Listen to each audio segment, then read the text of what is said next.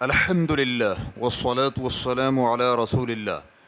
کاروباری شراکت میں ایک شخص نے پیسہ لگایا اور دوسرے نے جگہ تیار کر کے سیٹ اپ لگا کر کام کرنا تھا، تو نقصان ہونے پر کس کے ذمے لگے گا؟ سوال کیا گیا ہے۔ میں نے اپنے دوست کے ساتھ مل کر جانوروں کی خرید و فروخت کے لیے تجارتی شراکت داری قائم کی۔ طریقہ کار یہ تھا کہ دوست نے پیسہ لگانا تھا، میں نے جگہ تیار کر کے فراہم کرنی تھی اور کام بھی میں نے ہی کرنا تھا۔ نفع اور نقصان دونوں میں برابر تقسیم ہونا تھا، لیکن جب کاروبار ختم ہوا تو جانوروں کے ریٹ گر جانے کی وجہ سے ہمیں تجارت میں نقصان اٹھانا پڑا۔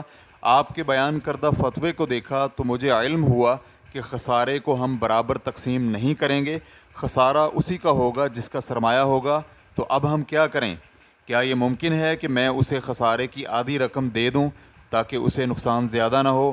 اور اگر ہم اس تجارتی منصوبے کو آگے لے کر چلنا چاہیں تو کیا ہمارے لیے یہ جائز ہے کہ ہم مزید جانور خریدیں اور اس کے لیے پہلے منافع میں سے اصل سرمایہ کی رقم منہا کر دیں، پھر بقیہ رقم کو منافع قرار دیں، گویا کہ ہمارا کاروبار ابھی ختم ہوا ہی نہیں تھا بلکہ تسلسل سے جاری ہے؟ الجواب بعون اللہ سبحانہ وتعالی۔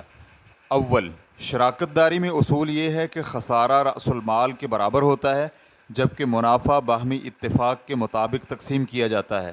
چنانچہ اگر دو لوگ اپنا مال شامل کر کے کاروباری شراکت قائم کرتے ہیں تو دونوں میں خسارہ ان کے سرمایے کے مطابق تقسیم ہوگا، اور اگر سرمایہ ایک شریک کا ہو دوسرے کی محنت ہو تو پھر مالی خسارہ سرمایہ دار کا ہوگا، جبکہ محنت والے کی محنت ضائع ہوگی۔ لیکن اس میں شرط یہ ہے کہ دوسرا فریق عمدن سستی یا زیادتی نہ کرے، اگر کی تو وہ بھی مالی خسارے میں شامل ہوگا۔ ابن قدامہ رحمہ اللہ المغنی جلد نمبر 5 صفحہ نمبر 22 میں کہتے ہیں، کاروباری شراکت داری میں خسارہ ہر فریق پر اس کے سرمایے کی مقدار کے برابر ہوگا۔ چنانچہ اگر دونوں کے سرمایے کی مقدار برابر ہو تو خسارے میں بھی برابر کے شریک ہوں گے، اور اگر دونوں میں 1/3 کا تناسب ہو تو پھر خسارہ بھی 1/3 کے تناسب سے ہوگا۔ اس حوالے سے ہمیں اہل علم کے کسی اختلافی موقف کا علم نہیں ہے، یہی موقف امام ابو حنیفہ اور شافعی وغیرہ کا ہے۔ مضاربت کی صورت میں خسارہ صرف سرمایہ دار پر ہوگا، مزدوری کرنے والا خسارے میں شامل نہیں ہوگا، کیونکہ خسارے کا مطلب ہے کہ سرمایے میں کمی، تو سرمایے میں کمی صرف سرمایہ دار کی ہی ہوگی، محنت کرنے والے کو خسارے میں شامل نہیں کیا جائے گا، لہذا خسارہ صرف سرمایہ دار پر ہی ہوگا۔ مضاربت میں دونوں صرف نفع میں شریک ہوتے ہیں، اور اگر آپ کے ساتھی نے اپنا سرمایہ لگایا، آپ نے جگہ اور جگہ کی تیاری اور محنت پیش کی، جگہ اور اس جگہ کی تیاری کی مزدوری آپ نے وصول نہیں کی، تو اگر تو جگہ اور جگہ کی تیاری آپ نے بلا معاوضہ تجارت میں شامل کی تو اس میں کوئی حرج نہیں ہے، اور اس صورت میں آپ خسارے میں شریک نہیں ہوں گے۔ اور اگر آپ دونوں نے اس چیز کا خیال رکھا، چنانچہ جگہ کا کرایہ اور اس کی تیاری کے اخراجات بطور سرمایہ شامل کیے گئے، تو ایسے میں جگہ کا کرایہ دیکھا جائے گا کہ آپ نے اس شراکت میں سرمایہ اور محنت دونوں شامل کی ہیں، تو پھر آپ اس شراکت داری میں ہونے والے نقصان میں اپنے سرمایے کے برابر شریک ہوں گے، جیسا کہ اس سے قبل ہم ذکر کر چکے ہیں۔ لہٰذا اگر آپ کے دوست کے $10,000 تھے اور جگہ کا کرایہ اور تیاری 2,000 کے برابر تھی، تو آپ اس کاروبار میں 2,000 اور محنت کے ساتھ شریک تھے۔ اس صورت میں آپ نقصان کا 5واں حصہ اٹھائیں گے، کیونکہ آپ کا سرمایہ دوست کے سرمایے کے مقابلے میں 20% یعنی 5واں حصہ بنتا ہے۔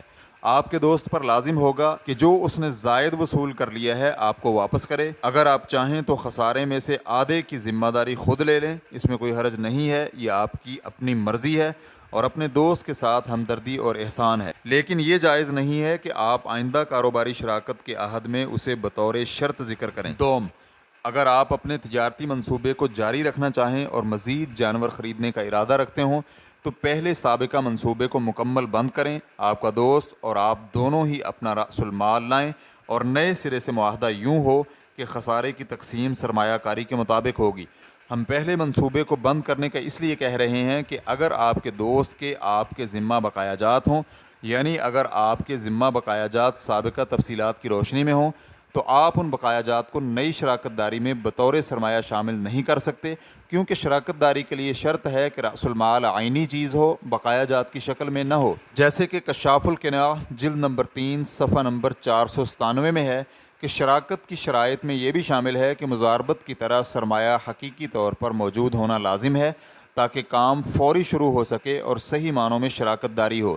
لہذا اگر مال موجود نہ ہو یا کسی کے ذمہ بقایا جات کی شکل میں ہو تو شراکت داری صحیح نہیں ہوگی، کیونکہ اس طرح شراکت داری کا اصل مقصد فوری کاروباری سرگرمیاں شروع نہیں ہو سکیں گی۔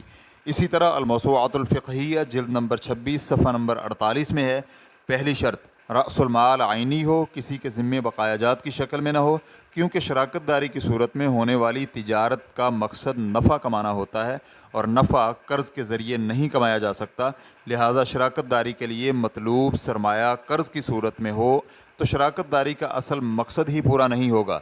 واللہ تعالی اعلم۔ اسلام QA ریکارڈنگز مؤسسۃ الشیخ محمد صالح المنجد، المملکۃ العربیۃ السعودیہ، فتویٰ نمبر 287395۔ والسلام علیکم ورحمۃ اللہ وبرکاتہ۔